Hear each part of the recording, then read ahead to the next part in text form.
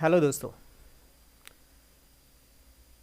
आज हम ग्रामर का एक टॉपिक शुरू करेंगे यहाँ पर। और ये टॉपिक नो डाउट बहुत इजी है और बहुत सिंपल है, लेकिन उतना ही इम्पोर्टेंट है।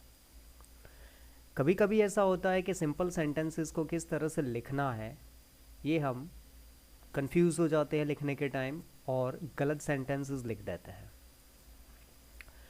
तो इसी को लेकर इस टॉपिक के ऊपर आज हम डिस्कस करेंगे। ये टॉपिक है there. This is the topic that you can see. There एक ऐसा वर्ड है जिससे सेंटेंसेस बनते हैं, और वो सेंटेंसेस हम जनरली अपनी स्पीकिंग में और राइटिंग में हम यूज़ करते हैं। लेकिन कभी कभी ऐसा होता है कि इन सेंटेंसेस को किस तरह से लिखना होता है, किस तरह से सेंटेंस फ्रेम होते हैं, ये हमें पता नहीं चलता है। तो हम शुरू करेंगे ये टॉपिक। तो यहाँ पर कुछ उसके यूजेस लिखे हुए हैं मैंने। This word is used to make simple sentences. Simple sentences को बनाने के लिए इस वर्ड का यूज़ होता है देयर का। Next, in it no any subject used. Generally हम प्रोनाउन का यूज़ करते हैं सेंटेंस को शुरू करने में, जैसे कि किसी व्यक्ति का नाम होता है I, we, you, they, he, she, it. लेकिन जब देयर से सेंटेंस बनता है तब सिंपल सेंटेंस में हम किसी सब्जेक्ट का यूज़ नहीं करते हैं, या सब्जेक्ट का यूज़ नहीं होता है तब देयर का यूज़ होता है। It is used in present, past and future tense. वो प्रेजेंट में भी यूज़ होता है, पास्ट में भी यूज़ होता है, और फ्यूचर में भी यूज़ होता है। जो इस वर्ड का यूज़ करके हम सेंटेंस लिखते हैं उसमें। To make simple sentences verb is not used. Simple sentences बनाने के लिए जनरली उसमें हम वर्ब यूज़ नहीं करते हैं। कुछ सेंटेंसेस एक्सेप्शनल होते हैं जिसमें वर्ब यूज़ होते हैं। और टू यूजेस ऑफ देयर, ये जो वर्ड है जो हम आज डिस्कस करेंगे उसके दो यूज़ है डिफरेंट टाइप के। तो किस तरह से इसको यूज़ करते हैं सेंटेंस में, तो पहला यूज़ हम देखेंगे उसका। तो फर्स्ट यूज़ जिसका है देयर का, वो यहाँ पर मैंने एक सिंपल एग्जाम्पल लिखा हुआ है, मोहन इज देयर, जिसमें सेंटेंस में देयर कहाँ यूज हुआ है? Eight the end of the sentence. Sentence के अंत में यूज हुआ है। ओके, तो इसका मीनिंग होगा मोहन वहाँ है। तो यहाँ पर देयर का मीनिंग क्या हुआ? वहाँ पर। हम यहाँ पर एक प्लेस दिखा रहे हैं कि मोहन वहाँ है। देयर का ऑपोजिट वर्ड अगर हम लिखना चाहे तो ऑपोजिट ऑफ देयर इज क्या होता है? हियर। हियर जो है वो देयर का ऑपोजिट है। हियर मीन्स यहाँ होता है और देयर मीन्स वहाँ होता है। लेकिन वो कब मीनिंग होता है? जब सेंटेंस के एंड में वो यूज़ हो तब। ठीक है, तो मोहन इज़ देयर, मोहन वहाँ है। सेकंड एग्जाम्पल है माई स्कूल इज़ देयर, मेरा स्कूल वहाँ है। तो इस तरह से हम देयर का यूज़ करते हैं। तो ये जानना इम्पोर्टेंट हो जाता है कि ये फर्स्ट यूज़ है जो हम किसी व्यक्ति या किसी वस्तु के प्लेस के बारे में बात करते हैं। ओके, इसका नेगेटिव भी सेंटेंस बन सकता है, जैसे कि his house is not there, उसका घर वहाँ नहीं है। Okay, his is his school there, क्या उसका स्कूल वहाँ है? तो इंट्रोगेटिव भी नेगेटिव भी बन सकते हैं। और इसका ऑपोजिट वर्ड क्या होता है? हियर होता है। ठीक है, तो यहाँ पर हमने देयर का फर्स्ट यूज़ देखा। अब हम देयर का सेकंड यूज़ देखेंगे कि किस तरह से सेंटेंस फ्रेम होते हैं। तो let us begin with affirmative examples. तो यहाँ पर एफर्मेटिव एग्जाम्पल्स तुमको दिखेंगे इसके देयर के, जो यहाँ पर हम डिस्कस करेंगे। अच्छे से सीखना है स्टूडेंट्स, जिससे तुम्हें बहुत ही अच्छे से समझ में आ जाए और तुम इसके सेंटेंसेस बना पाओ। तो उसी के अकॉर्डिंग हम यहाँ पर फर्स्ट एग्जाम्पल देखेंगे। There is a book on the table. तो देखो ये सेंटेंस की शुरुआत हुई है देयर से। ऊपर के फर्स्ट यूज में हमने देखा देयर सेंटेंस की शुरुआत में नहीं था और इसका मीनिंग वहां होता था, लेकिन इस सेंटेंस में देयर का मीनिंग वहां नहीं होता है। एक्चुअली देयर का मीनिंग होता ही नहीं है। ओके, ये सिर्फ किसी वस्तु या किसी व्यक्ति का स्थान दिखाने के लिए देयर यूज हुआ है, क्योंकि इसमें कोई सब्जेक्ट नहीं है, कोई प्रोनाउन नहीं है। तो there is a book on the table, तो इसका ट्रांसलेशन भी तुमको जरूर सीखना है और लिखना है अपनी नोटबुक में। When you just write down the note, तो इसका ट्रांसलेशन होगा टेबल पे। जब इसका हम ट्रांसलेशन करते हैं तो ट्रांसलेशन लास्ट से शुरू होता है, लास्ट वर्ड से जो प्लेस होता है। ओके, तो टेबल पे एक किताब है, इसका ट्रांसलेशन होगा ऐसे। पहले टेबल आएगा, फिर ये प्रीपोजिशन का यूज़ इसमें अच्छे से होता है, फिर जिस वस्तु या किसी व्यक्ति का नाम होता है उस वो आता है। तो ओके, देयर और बुक सिंगुलर है, इसीलिए यहाँ पर हमने क्या यूज़ किया है, इज़ यूज़ किया है। ठीक है, तो there is a book on the table, मतलब टेबल पे एक किताब है। Second example, as you can see, there are birds on the tree. तो जैसा कि मैंने कहा, जब इस सेंटेंस का ट्रांसलेशन करो तो कहाँ से करोगे तुम इसका ट्रांसलेशन? सेंटेंस के एंड में से, जो प्लेस दिया हुआ है, तो ये प्लेस है। Okay, on the tree, on the table, वो पेड़ पे पक्षियां है। तो यहाँ पर देखो बर्ड्स है, प्लूरल है, तो इसलिए आर यूज़ किया। तो पेड़ पे पक्षियां है, और ये सेंटेंस का भी ट्रांसलेशन एंडिंग वर्ड से होगा जो प्लेस शो किया हुआ है। ठीक है, third example, there was an old palace in the city. तो इसका ट्रांसलेशन होगा सिटी में एक पुराना महल था। पैलेस मीन्स महल। तो सिटी में, शहर में, ये शहर में एक पुराना महल था। ओके, तो देखो ये सेंटेंस कैसा है, पास्ट है, तो इसमें वॉज यूज़ किया। अब यहाँ पर वॉज और वर्ब भी यूज़ हो सकता है, लेकिन ओल्ड पैलेस एक ही है, इसीलिए हमने वॉज यूज़ किया और यहाँ पर आर्टिकल यूज़ किया। ठीक है, एन आर्टिकल, एन ए, जैसे कि ऊपर में बुक एक ही है इसलिए ए आर्टिकल यूज़ किया। तो there was an old palace in the city, means city में एक ओल्ड पैलेस था। ये इसका ट्रांसलेशन है। अब ये फ्यूचर का सेंटेंस है। तो देखो फ्यूचर के सेंटेंस में हम शैल विल यूज़ करेंगे, जनरली शैल यूज़ नहीं होगा, और उसके साथ में बी यूज़ करेंगे। बी यूज़ क्यों करेंगे? क्योंकि यहाँ पर कोई मेन वर्ब नहीं है, तो इसके लिए हमें बी को एज अ वर्ब यूज़ करना पड़ेगा सेंटेंस बनाने के लिए। ठीक है, तो there will be a school in the village, तो ये फ्यूचर का है, तो ट्रांसलेशन भी फ्यूचर में होगा। और जैसा कि मैंने कहा कि ट्रांसलेशन एंडिंग वर्ड से होगा। गांव में एक विद्यालय होगा। ठीक है, ये इसका ट्रांसलेशन है, गांव में एक स्कूल होगा। तो इस तरह से देयर विल और बी आएगा, और फिर जो सब्जेक्ट है इसमें, मतलब जो भी नाउन यहाँ पर यूज़ होता है वो आएगा, और पीछे प्लेस आएगा, तो प्रीपोजिशन के साथ में प्लेस आएगा, इन the village, under the tree, like that. तो क्या ट्रांसलेशन हुआ इसका? गांव में एक स्कूल होगा। तो स्टूडेंट्स ये हमने इसके अफर्मेटिव एग्जाम्पल्स देखे। अब हम बढ़ते हैं नेगेटिव एग्जाम्पल्स की तरफ। तो नेगेटिव एग्जाम्पल्स भी किस तरह से बनते हैं ये तुमको पता होना चाहिए। So here is the first sentence that you can C on your screen. Negative sentences में हम फर्स्ट सेंटेंस देखते हैं।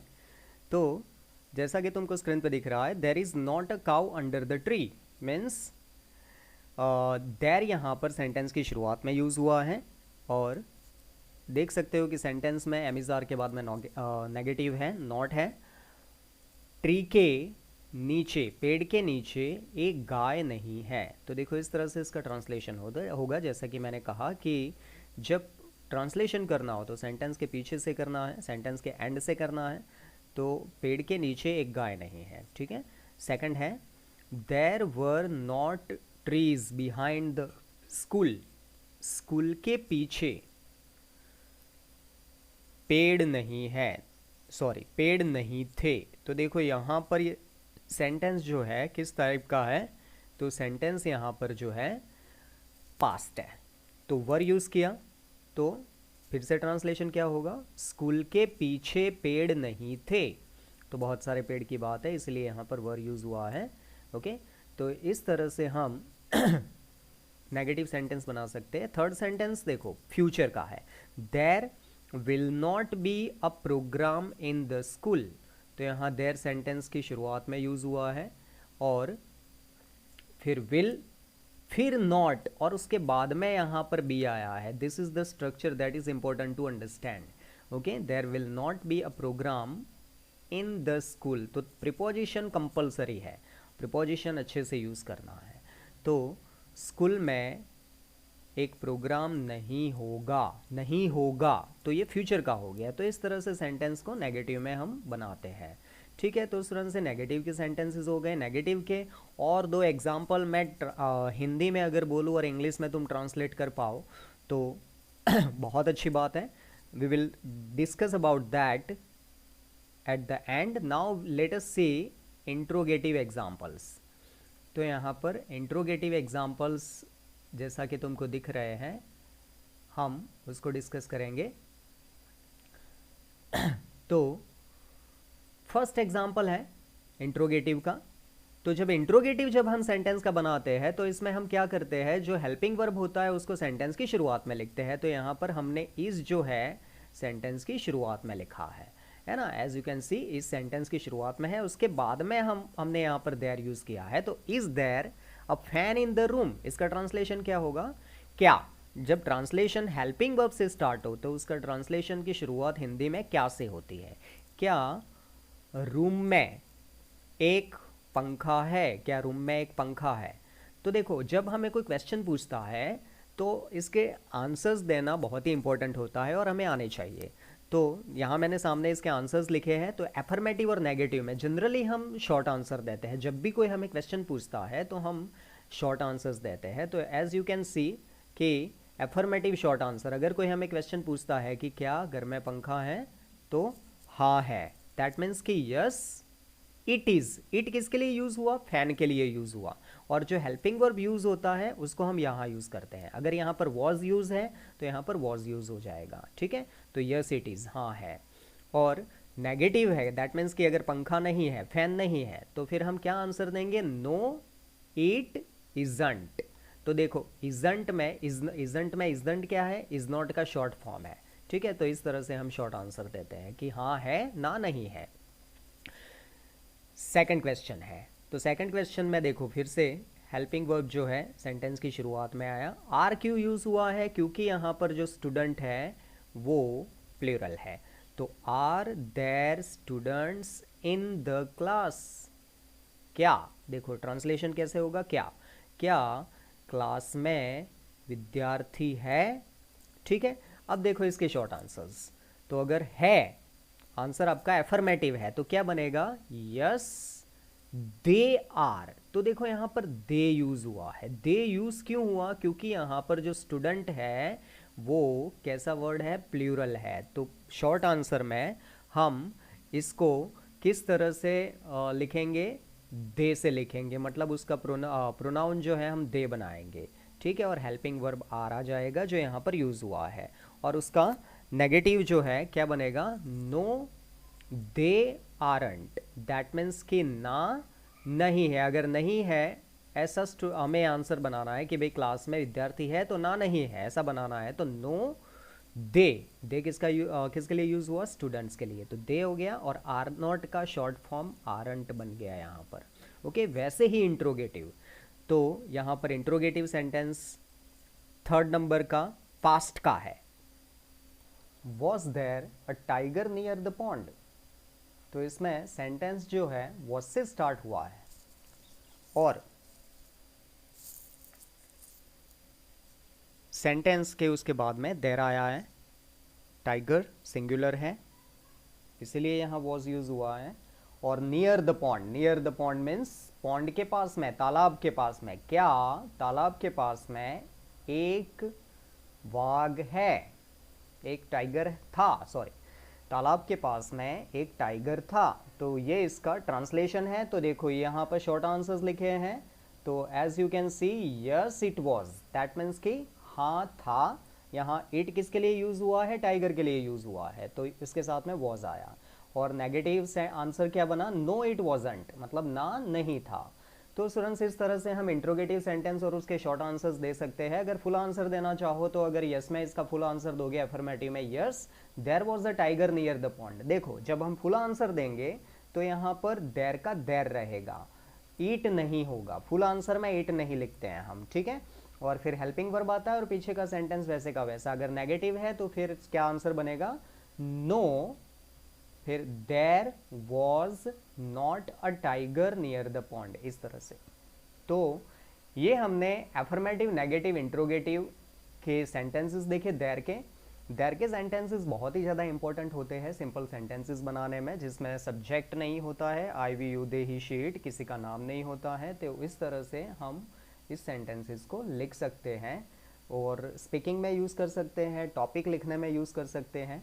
तो स्टूडेंट्स बहुत ही इंपॉर्टेंट बन जाता है। कुछ एग्जांपल्स मैं हिंदी में बोल रहा हूँ, अगर उनको इंग्लिश में ट्रांसलेशन करना है तो किस तरह से कर सकते हैं। तो तुम यहाँ पर, मैं जब हिंदी में सेंटेंस बोलूँगा, वीडियो पॉज करके तुम उसको अपने खुद के सेंटेंस बनाओगे और फिर देखोगे कि यहाँ पर सेंटेंस किस तरह से इंग्लिश के बनते हैं। तो एक दो एग्जांपल देखते हैं। तो 4th नंबर का एग्जांपल अगर हम देखें तो यहाँ पर हम लिखेंगे। तो सेंटेंस फर्स्ट हिंदी है कि नदी में बहुत सारी मछलियां हैं। ये एक सिंपल सेंटेंस है, ठीक है। वीडियो पॉज करके तुम इस सेंटेंस को पहले लिख सकते हो और सेंटेंस देख सकते हो। तो इसका इंग्लिश होगा, देयर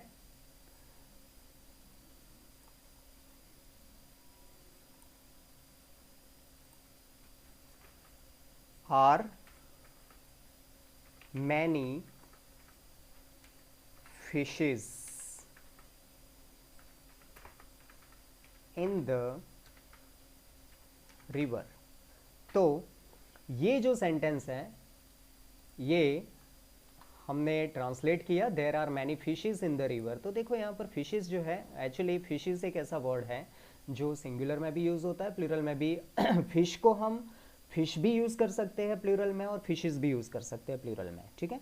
तो ये इसका ट्रांसलेशन बना। एक और एग्जाम्पल अगर हम लिखना चाहें, नेगेटिव एग्जाम्पल, शहर में 50 मकान नहीं थे।